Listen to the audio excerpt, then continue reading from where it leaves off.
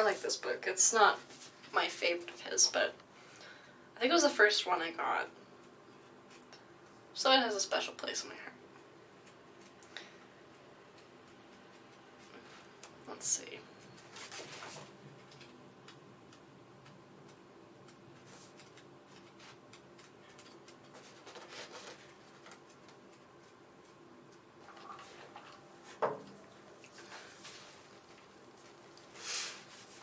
The Crunch. Too much, too little, too fat, too thin, or nobody. Laughter or tears, haters, lovers. Strangers with faces like the backs of thumbtacks. Armies running through streets of blood, waving wine bottles, bayoneting and fucking virgins. Or an old guy in a cheap room with a photograph of M. Monroe.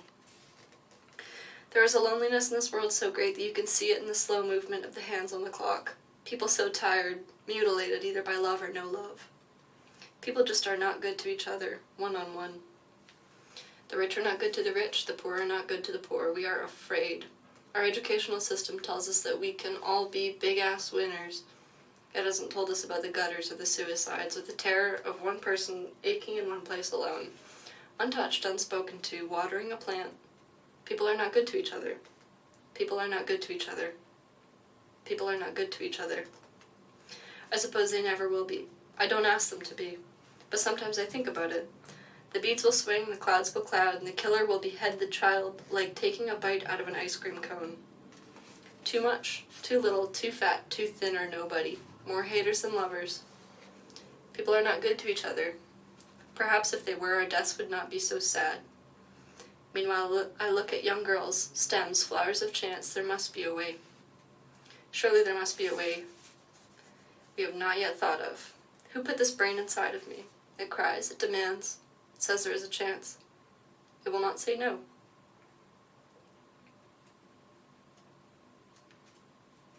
Where's Frances? To Frances.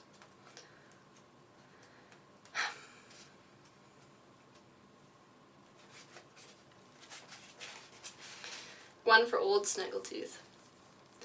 I know a woman who keeps buying puzzles. Chinese puzzles, blocks, wires, pieces that finally fit into some order. She works it out mathematically. She solves all her puzzles, lives down by the sea, puts sugar out for the ants, and believes ultimately in a better world.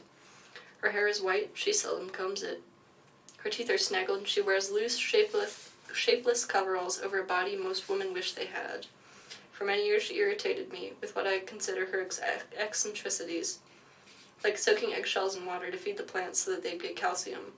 But finally, when I think of her life and compare it to other lives, more dazzling, original, and beautiful, I realize that she has hurt fewer people than anybody I know, and by hurt I simply mean hurt. She has had some terrible times when maybe I should have helped her more, for she is the mother of my only child, and we were once great lovers, but she has come through, like I said. She has hurt fewer people than anybody I know. And if you look at it like that, well, she's created a better world. She has won. Frances, this poem is for you.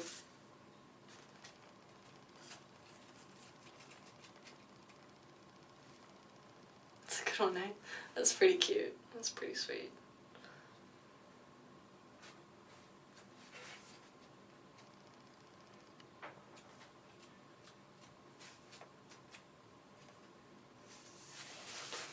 Meek of Inherited. If I suffer at this typewriter, think how I'd feel among the lettuce pickers of silliness. I think of the men I've known in factories with no way to get out, choking while living, choking while laughing at Bob Hope or Lucille Ball, while 2 or 3 children beat tennis balls against the walls. Some suicides are never recorded.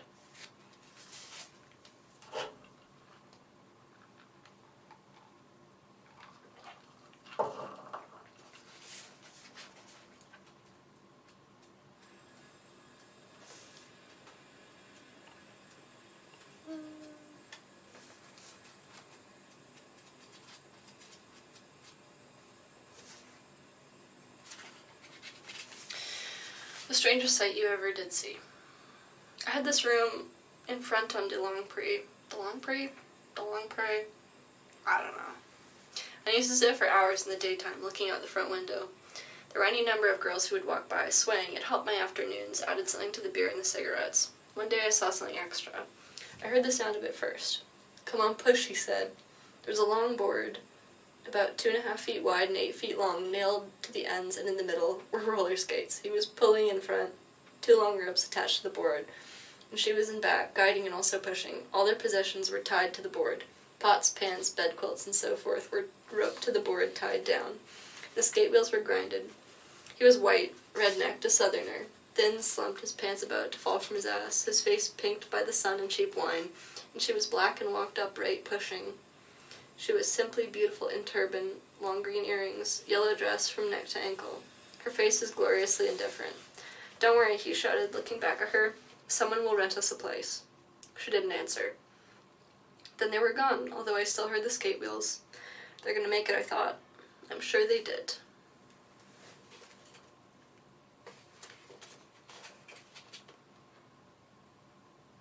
Here's one I don't like, but I like the ending. My groupie. I read last Saturday in the redwoods outside of Santa Cruz, and I was about 3/4 finished when I heard a long, high scream, and a quite attractive young girl came running toward me. Long gown and divine eyes of fire, and she leaped up on stage and screamed, "I want you, take me, take me." I told her, "Look, get the hell away from me." But she kept tearing at my clothing and throwing herself at me. "Where were you," I asked her, "when I was living on 1 candy bar a day and sending short stories to Atlantic Monthly?" She grabbed my balls and almost twisted them off. Her kisses taste like shit soup. 2 women jumped up on the stage and carried her off into the woods. I could still hear her screams as I began the next poem. Maybe, I thought, I should have taken her on the stage in front of all those eyes. But one can never be sure whether it's good poetry or bad acid.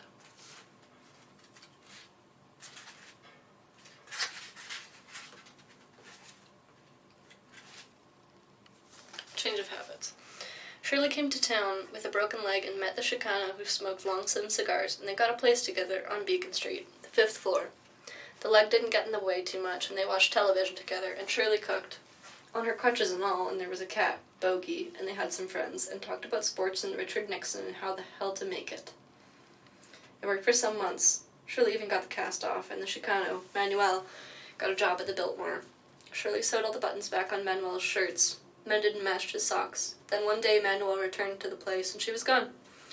No argument, no note, just gone, all her clothes, all her stuff, and Manuel sat by the window and looked out and didn't make his job. The next day or the next day or the day after, he didn't phone in, he lost his job, he got a ticket for parking, smoked 460 cigarettes, got picked up for common drunk, bailed out, went to court and pleaded guilty. When the rent was up, he moved from Beacon Street. He left the cat and went to live with his brother, and they'd get drunk every night and talk about how terrible life was. Manuel never again smoked long slim cigars because Shirley always said how handsome he looked when he did.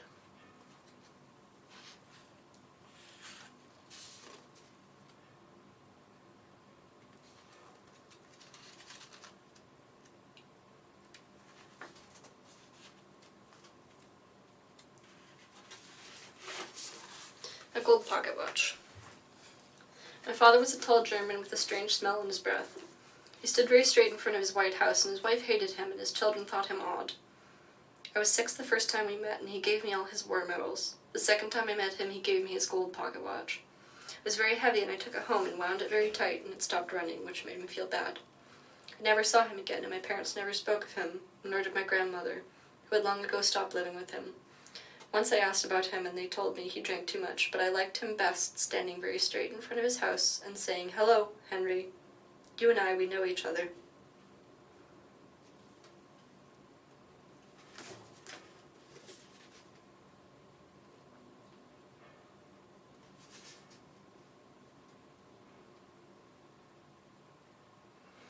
The 6-foot goddess, but only the end.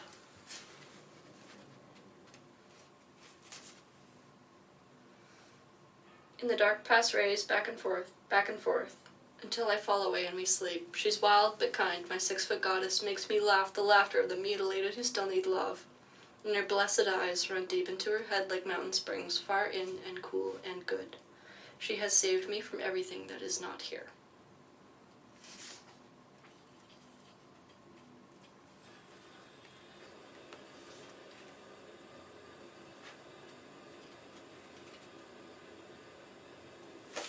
And that's it. That's a couple from Love is a Dog from Hell.